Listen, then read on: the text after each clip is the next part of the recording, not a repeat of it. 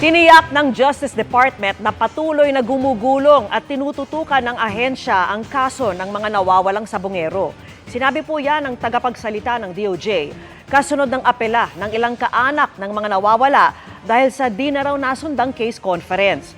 Humingi na paumanhin ng DOJ, sabay giit na kahit hindi nagkakaroon ng pulong, tuloy sa pagtatrabaho ang NBI at PNP. May mga bago na nga raw silang ebidensyang hawak na mismong si Secretary Boying Remulla ang magpapaliwanag sa mga kaanak. Plano raw nilang magsagawa ng case conference sa susunod na linggo. Huwag kayo mag-alala, patuloy pa din ang kaso and yung case build-up po ay in progress naman.